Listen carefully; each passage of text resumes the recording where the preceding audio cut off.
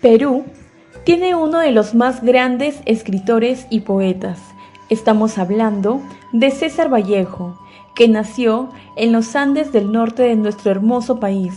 Es muy reconocido por sus obras que llevan sentimientos de humildad, amor y justicia.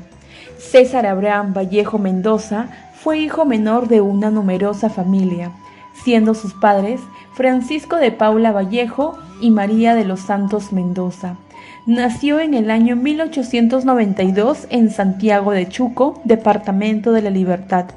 Es así que en aquella pequeña ciudad cursó sus estudios primarios, mientras que los secundarios fueron en la provincia de Huamachuco, culminando sus estudios superiores en la Universidad de La Libertad, donde se graduó con su tesis denominada El romanticismo en la poesía castellana.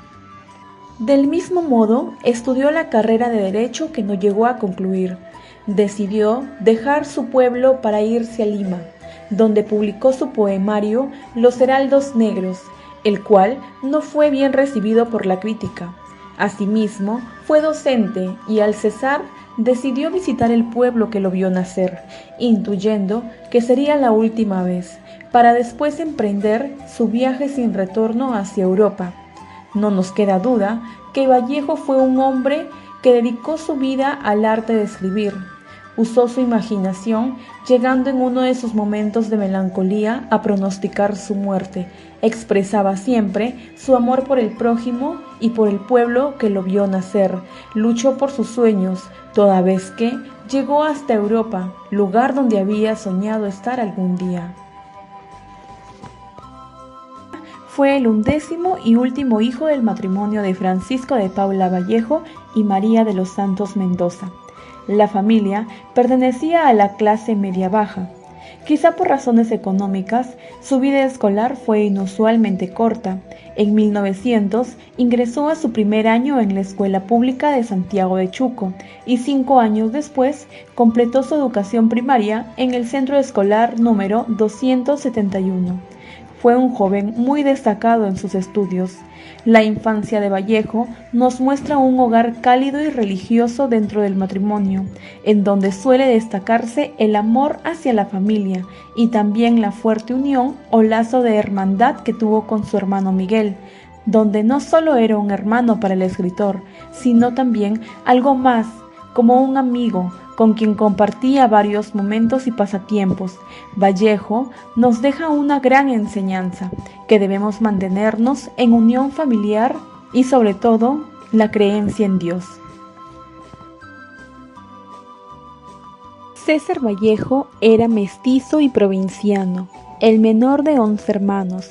Fue criado en influencia religiosa, la cual se refleja en sus obras y en la obsesión del poeta por el tema de vida y muerte. Estudió filosofía en la Universidad Nacional de Trujillo y Derecho en la Universidad de San Marcos. Tuvo dificultades, es por ello que abandonó sus estudios y trabajó como docente en La Libertad. Asimismo, en 1918 publicó su primer poemario, Los Heraldos Negros, de influencia modernista, por Rubén Darío, Julio Herrera y Reisig.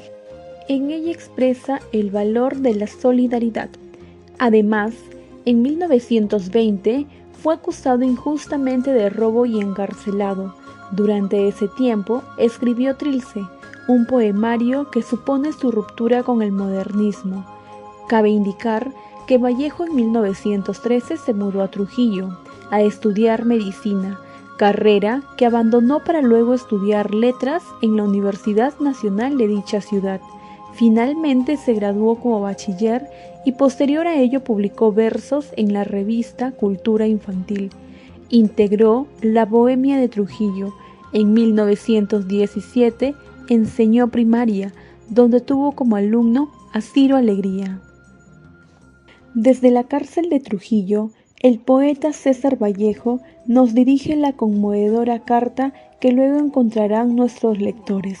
Son palabras amargas por las que grita la desesperación de un artista que con su libertad vislumbra espanto la pérdida de su dignidad y de su nombre. Vallejo vivió largo tiempo en Lima y su conducta sin sombras le atrajo siempre la estimación de todos.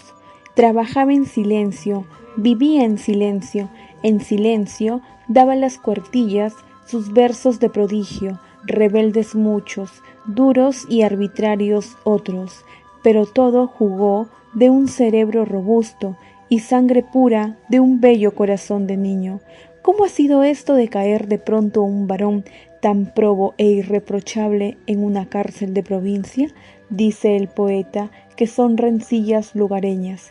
Según el análisis, el señor Aya de la Torre, expresidente de la Federación de Estudiante e Intelectual Trujillano, ratifica la torturada protesta de Vallejo.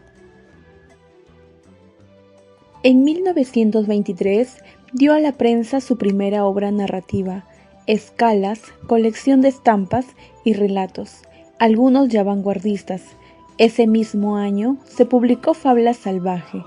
En la novela de Vallejo, el sentido directo de fabla nos remite en primer lugar al relato de un suceso extraordinario. En una segunda instancia, concierne a un habla recóndita que proviene de la naturaleza. Consideramos que una tercera posibilidad de lectura del concepto de fabla radica en el hecho de resaltar la forma característica en que se configura la enunciación del narrador.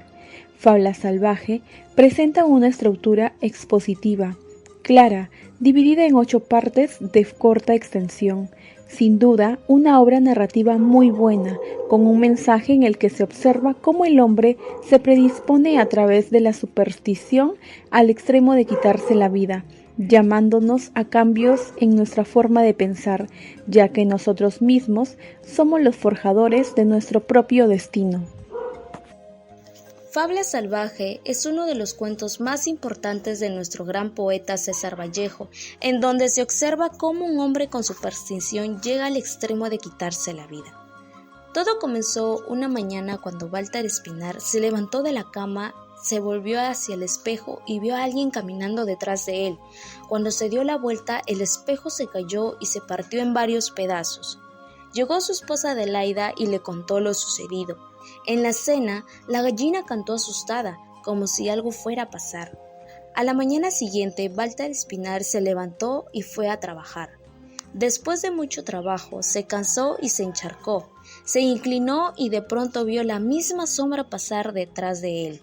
Al principio pensé que era una broma, pero después de muchas compresiones, creo que Adelaida me está engañando con otra persona, hasta que un día Walter deja de hablar con su esposa y la golpea pensando que lo hizo. Decidido, Adelaida la trajo de vuelta. Un día, cuando Walter Espinar estaba sentado en el borde del acantilado, cuando una sombra pasó detrás de él, se dio la vuelta y se cayó en el acantilado, y su hijo acababa de nacer.